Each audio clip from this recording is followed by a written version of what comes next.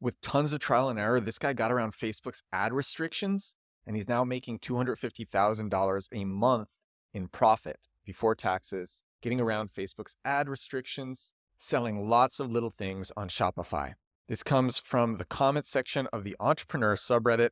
So this is the original post, and then I'm going to read the story of this guy making $250,000 a month in profit, getting around Facebook ad restrictions. Tons of trial and error.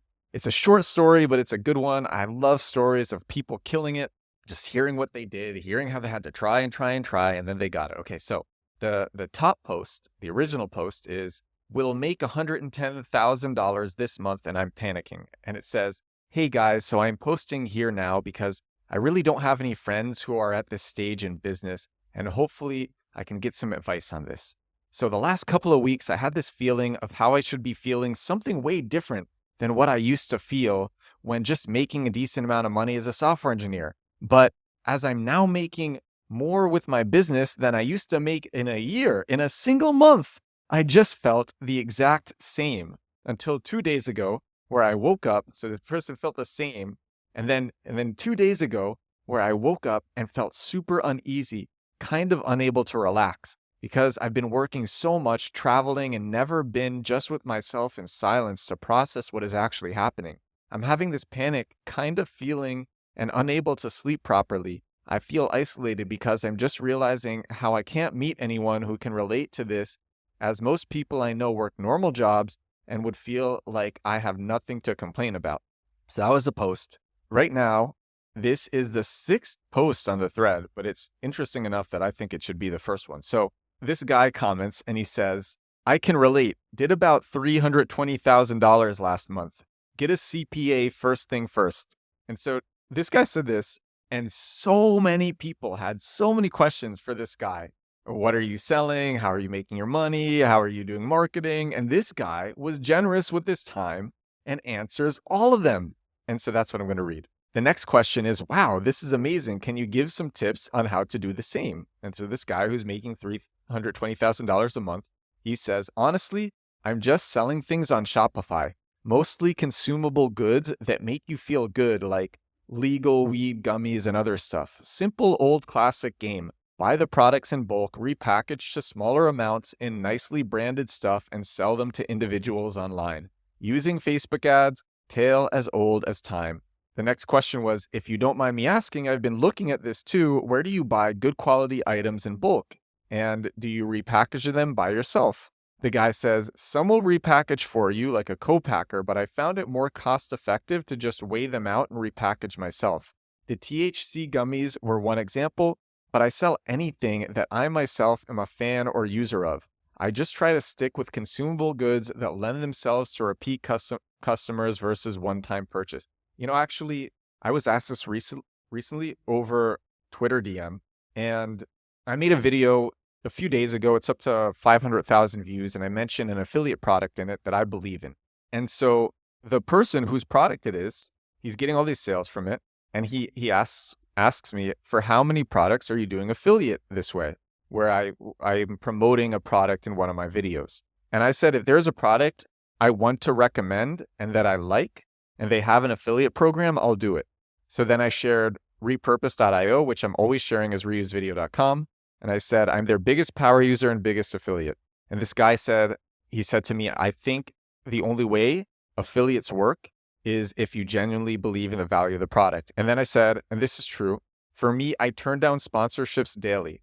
I'm building a brand where I am trusted. Trust is high ROI. I won't compromise it." So for me too, I only sell stuff that I believe in.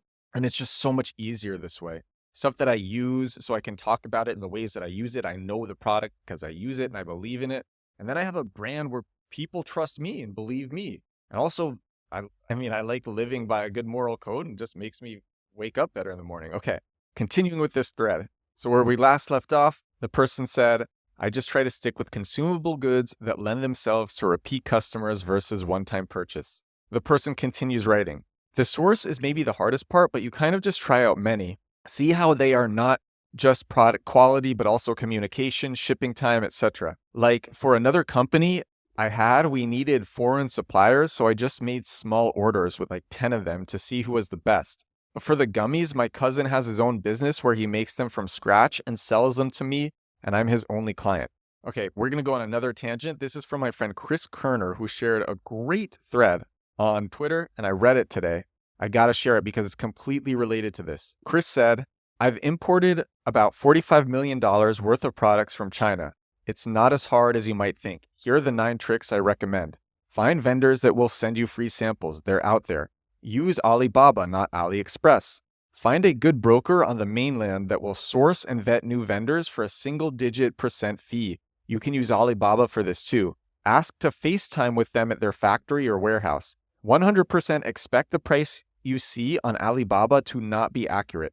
Bait and switches are everywhere. Don't even think about paying for a mold and getting something manufactured until you've 3D printed a ton of your widget and know assuredly that it works in a variety of settings. You're better off importing a product that's already selling really well than developing something brand new. Things will get held in customs at some point. Be sure you and your vendor are clear from day one what happens when this happens. And then the last one is, it's way more hassle to import via containers than via air.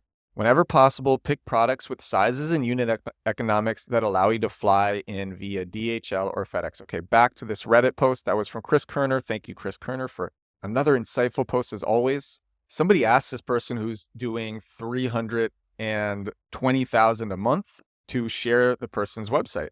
So the person said, do you mind sharing your Shopify site? It'd be cool to learn from you and what products you sell. This person goes, I would love to, but I would be essentially doxing myself. And I'm using this account to troll and antagonize. So it would be instant fake negative reviews, etc. as payback. So I can't. And then the person goes, sorry, my friend. Another question, are you based out of the US? If so, what kind of licensing did you require, if any, for this? Is your state legal? Person goes, oh, these are legal hemp-derived gummies. No license needed. Most people don't even know you can buy THC gummies in non-weed legal states. Another question, I always wonder if people really do buy from Shopify. I don't know anyone, which is why I'm scared to start selling on Etsy and Shopify. What if I spend money buying stuff and it doesn't sell? The person goes, definitely start very small and don't buy tons of inventory before you have an audience. It's better to spend less and the profit margins suck, but you prove the idea versus buying tons of something to save on each unit, then it doesn't work and you're stuck. Great advice. Another question, how do you create the ads without mega flagging them? Here we go. Trial and error. Don't use the specific trigger words. Just imply them or say them indirectly. For example, gummies for adults instead of THC gummies, then put a landing page that doesn't say THC either. For me, that's just a blank page that says, are you 21 plus? Another comment, I need advice. I want to do an online store as well. Do you need any kind of registration with the government? How does it work legal-wise? I know how to set up and all, but I have zero clue what to do. I need to prepare to not have problems with authorities. Person goes, what country or state are you in? For me, in the US, to get started, all I needed was a DBA to open a bank account. Just to start, of course, later you'd want a proper LLC, you know? Okay, back to Facebook restrictions. This next question is, I thought Facebook has restrictions for advertising THC products on their platform. How do you get around this? The person goes, oh, you can definitely advertise. You just have to be sneaky with the landing page and verbiage. So you say strong gummies for adults with a picture of them, but don't say THC in the ad. Then the link, when they click it, doesn't have products for sale. It's just, are you 21 plus? That's all they can evaluate, the immediate landing page. What happens after you click, yes, I'm 21 plus? They don't care, lol. The next comment is, sheesh, I got my Facebook ad account banned for much less. You're very good at this. And now here's the crazy part. So this person says, Lamau, it took me like 6 accounts until I got it. Lamau, I know exactly what you mean. So it took this person 6 accounts. And then the person said, how do you get a hold of so many accounts? Do you use your friends or do you buy them? Person said, oh, I just remade new ones using a VPN, new Google Voice number, and new email. Wow. Sometimes it would catch me and ask me to upload an ID, but most of the time it didn't, lol. My main advertising account right now is supposedly an elderly Asian man, and I never post anything spicy on that account, so it's just reserved for boosting posts and buying ads. Crazy. See, if you've been I don't know if I said this in this episode already, but I meant to say it if I didn't. And it's, if you've been doing marketing for long enough, you know what it's like to have to get around the rules on different platforms. And I've had to do that on so many platforms. Just dumb, arbitrary rules that I don't like that are dumb. So here's an example. Oh my God, this one drove us crazy on X. But back when it was Twitter, before Elon acquired it, there were all these very silly rules for preventing spam. And one of them was any post that contained a .club TLD, so top level domain. So like our project is and was commit.club. That was the URL, commit.club. And any post on the old Twitter that contained a .club TLD would get shadow banned. People wouldn't be able to see it. It was specifically shadow banned in the comments. So if people wanted to share a URL in the comments that contained .club, couldn't do it. No one would see it. And that was very bad for us because we have a app that relies on sharing. You're sharing your challenges and each link has .club in it. And we had a partnership with some big education provider and no one could share their links. And it was extremely detrimental. And the way that we got around this is terrible, is we had to make a brand new domain. So we got commitclub.co and then redirected 301 redirected commit.club to commitclub.co. And there are all these changes that we had to make across the site to reflect that. And we transferred the link juice over, but it's never 100% when you do a 301 redirect. And it probably set us back a bit. And it was very frustrating.